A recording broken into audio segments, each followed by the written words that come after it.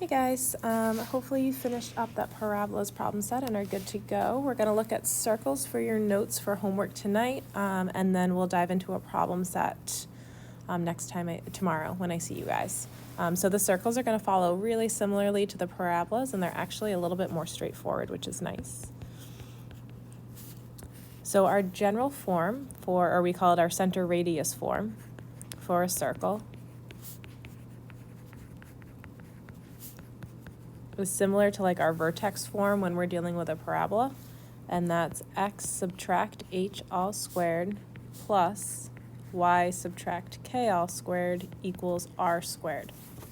Similar to the parabola, it makes it a little bit easier if we have, or rather, when we were looking at the equations of our circles and of our ellipses, we noted that it was really convenient to have that radius actually in our denominators rather than having it over on the right-hand side. So what we're going to go ahead and do is divide all of these terms by our radius squared.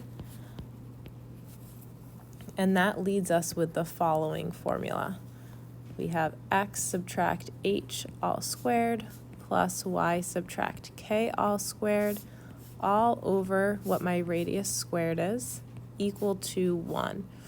And that just keeps it in a form that's going to be a lot easier for our ellipse and our hyperbolas by having that radius underneath. For a circle, these two numbers should be exactly the same, right? We just have that one radius that's going to be extending from our center in all directions. So for the purpose of these problems, it's really not going to matter which way we have this written. However, as we move forward with an ellipse and with a hyperbola, it's going to be a lot more efficient to have that 1 on the other side and have that denominator giving us a lot of information about what our function or what our graph is going to look like. So if we had a graph that looked like this, or an equation that was x subtract 3 all squared plus y subtract 5 all squared equal to 36, we know right off the bat that we have a center at 3, 5, and we have a radius of 6. So we know that this circle is moving to the right 3 and up 5. And because this part right here is equal to our radius squared, we're just taking the square root of it to figure out what that actual radius is going to be. So if we look at that diagram, or that graph,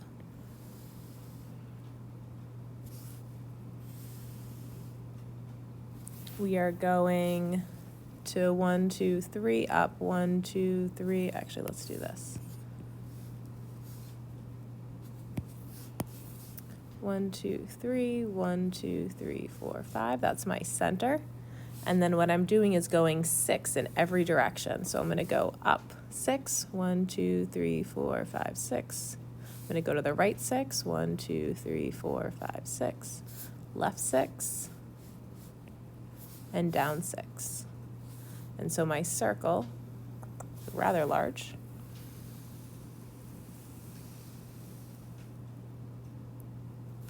that didn't do what I wanted it to do.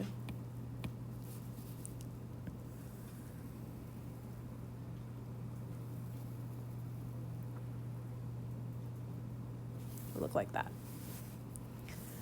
And if you're using GoodNotes, you can resize this circle and you can move it around. If you just kind of hold down, it gives you the option to resize. And then you can see how mine doesn't quite hit where I want it to. You can expand it in the bottom right-hand corner to really get the size of the circle that you want, and then move it around so that it hits all of those points, which is great. And now the only other thing we need to look at is rewriting in standard form.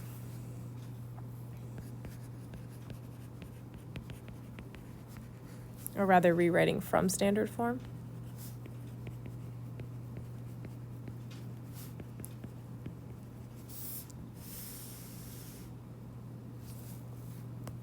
So let's say that we're starting with 4x squared, subtract 8x plus 4y squared plus 16y subtract 5 equals 0.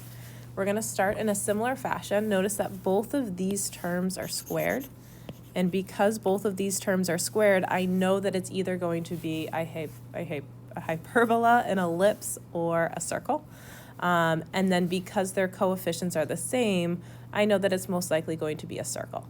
And so now what I'm going to do is kind of group them all together. So I'm going to take 4x squared, subtract 8x, plus some empty cell, and then I'm going to have plus 4y squared plus 16y plus some number is going to be equal to, I'm going to bring this 5 over to the other side, and then I'm going to leave a spot for both of these empty spots. So I'm going to say, all right, I know I need to add whatever's on that side and whatever I add to that y value as well. So I'm leaving those 2 open spots to help myself out. So now, just like we did before, we need to factor out this a term so that the number in front of my x squared is 1. So I'm going to go ahead and I'm going to factor out this 4. And I'm left with x squared subtract 2x plus some unknown. I'm going to factor the 4 out of here as well.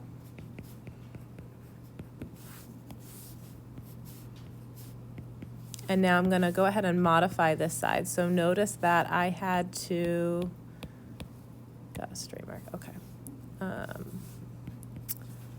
I had to multiply this guy right here,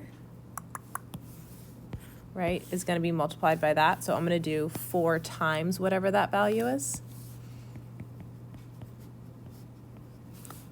And then the same thing happens here. I'm going to have to multiply this guy by 4 because I factored out a 4. So I'm going to go ahead and write 4 times whatever that input is going to end up being.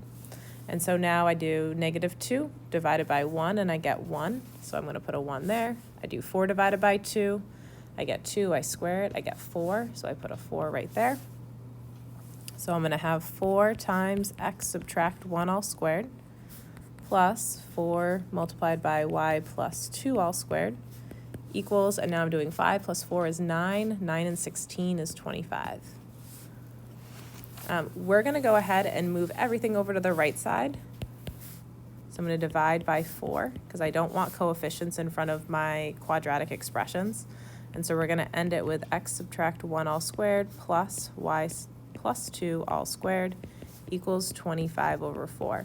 And from this, I know my vertex is going to be 1, -2, and my radius is going to be 5/2 because it's the square root of 25 over 4. And that's it.